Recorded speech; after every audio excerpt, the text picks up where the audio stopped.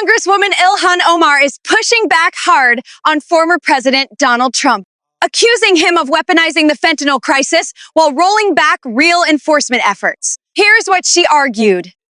So last I checked, there's about 2,000 Minnesotans who die from the opioid crisis currently.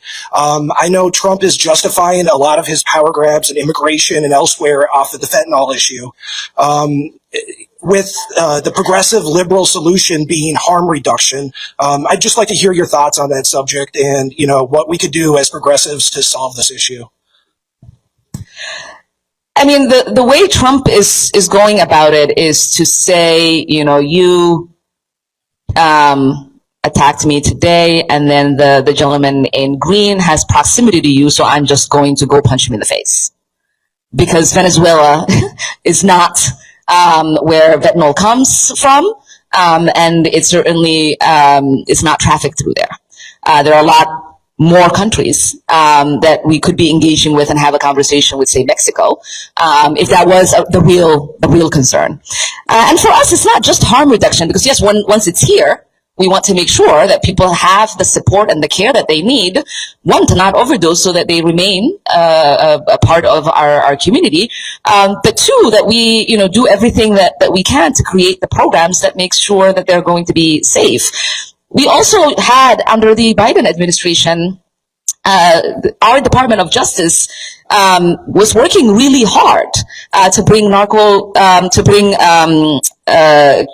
narco charges against gangs and others, RICO charges against narco-traffickers and gang members. All of that work is not being done at the moment. And so there is a path to getting to public safety. There is a path to dealing with drugs.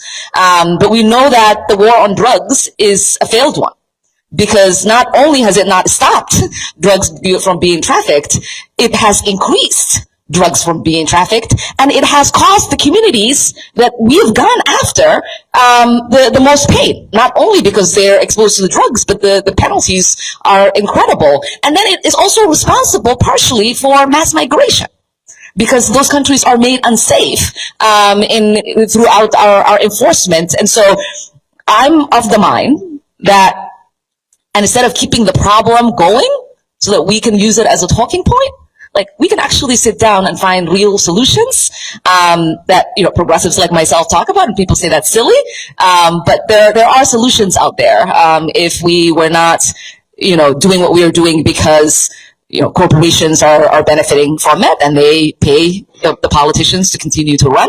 If it wasn't the military industrial complex that was benefiting from it, and they have contractors that make this stuff that are funding these politicians. I once had a conversation with some really decent Republican who's very anti-war, very anti-intervention, and I said to him, why do you keep voting for these things that just feed the beast? And he said, well, they feed the beast in my district, and so that is what keeps my base happy. And so I'm just going to continue to vote for these things. And so we do have representation in the House of Representatives and in the Senate of people who know what the right thing is, who have moral clarity on what the right thing is. But they are too much of a coward to stand up to the people that are funding their campaigns to say, I'm not going to allow you to traffic these drugs. I'm not going to allow you to traffic these weapons that both kill people in Mexico and other Central American countries, and kill my constituents and the American people, because I need a $7,000 check. Like, that is not worth your soul. And so that is what we have. Majority of the people that are there, they're not thinking about making decisions that are bold and actually effective for the American people and the global South. They are making decisions to keep themselves elected and have adjacency to power.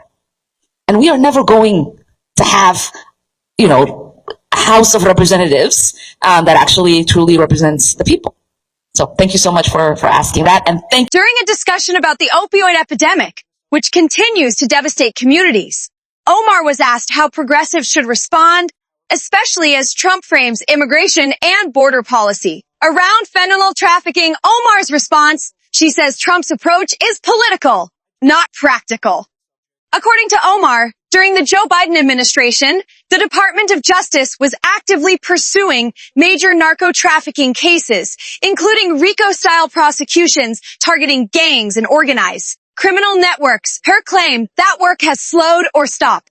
And instead of focusing on coordinated international enforcement, like working directly with Mexico on trafficking routes, Omar says Trump is broadening immigration crackdowns while tying them to white fentanyl rhetoric. She also rejected the idea that progressive policy is only about harm reduction.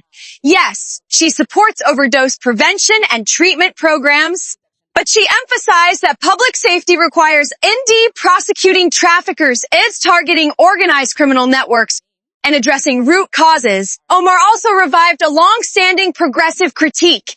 The war on drugs has failed.